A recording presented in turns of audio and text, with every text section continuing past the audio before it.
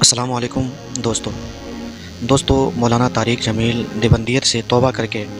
بریلوی بن گئے ہیں، یعنی دیوبندیت سے خارج ہو گئے ہیں۔ جب سے مولانا طارق جمیل کے بیٹے آصف جمیل کی موت ہوئی ہے، اس کے بعد سے لے کر مولانا طارق جمیل نے عمل کیے ہیں، وہ سب اہل سنت والجماعت کے نزدیک مستحب اور قار خیر ہے، اور وہ سارے کے سارے عمل دیوبندیت کے نزدیک شرک و بدعت ہے۔ سب سے پہلے مولانا طارق جمیل کے بیٹے کا جب انتقال ہوا تو انہوں نے نماز جنازہ کے بعد اجتماعی دعائیں کرائی، اس کے بعد اس کے قبر پر پھول بھی چڑھائے گئے، اس کے قبر کو پکا بھی بنایا گیا، اس کے قبر پر فاتحہ بھی پڑھی گئی، اور یہاں تک کہ قرآن خوانی بھی ہوئی۔ اور کچھ لوگوں نے مولانا طارق جمیل کے بارے میں یہ بھی کہا کہ وہ بیٹے کے غم میں تھے، پاگل ہو گئے تھے، یعنی ان کا خود کا دماغ کام نہیں کر رہا تھا کہ وہ کر کیا رہے تھے، اتنے پاگل ہو گئے تھے۔ تو انہوں نے وہ سارے عمل بریلیت والے کیے۔ لیکن اب میں آپ کو ایک تصویر دکھانا چاہتا ہوں، کیا مولانا طارق جمیل ابھی بھی پاگل ہے، کیا ابھی بھی صدمے میں ہے؟ دیکھیں ایک تصویر آپ اسکرین پر دیکھیں کہ تب مولانا طارق جمیل اور دیوبندیت سے تعلق رکھنے والے بڑے بڑے علماء کرام ان کے ساتھ ہیں، اور ان کے بیٹے کے قبر پر جو ہے جا کر فاتحہ بھی پڑھ رہے ہیں، اور قبر جو ہے پکے کی بھی بنی ہوئی ہے، اجتماعی دعا بھی ہو رہی ہے، لوگ دعا کر رہے ہیں۔ اور یہ کیا ہے؟ یہ دیوبندیت کے نزدیک شرک ہے، بدعت ہے، اور یہ بریلوی کے نزدیک یہ سب جائز ہے اور کار خیر ہے، مستحب عمل ہے۔ کہ معلوم ہوا کہ طارق جمیل جو مسلمانوں پر، اہل سنت والجماعت پر جو شرک کے فتوے لگاتے ہیں،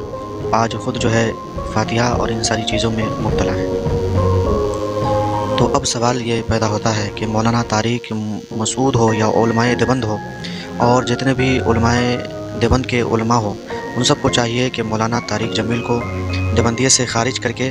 بریلوی کہہ دینا چاہیے، یعنی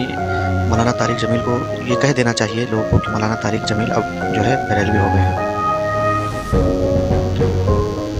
مولانا طارق جمیل کا بیٹا خودکشی کر کے یہ بات بھی آپ کو معلوم ہوگی، اور خودکشی کرنا یعنی اپنی خود کی جان لینا شریعت کے اندر جائز نہیں ہے، یہ حرام ہے، یہ بہت برا عمل ہے۔ لیکن کیا ہوا کہ مولانا کا بیٹا مرا تو لوگوں نے کہنا شروع کر دیا کہ وہ جنت میں چلا گیا اور اس نے حضور کا دیدار کر لیا۔ اور یہ کیا ہے؟ یہ کتنا بڑا جھوٹ ہے، یہ کتنی بڑی گندگی پھیلائی گئی ایک ایسے انسان کے بارے میں جو فل طریقے سے پاگل نہیں تھا، بلکہ وہ صحیح تھا، گاڑی بھی چلاتا تھا، کاروبار بھی کرتا تھا،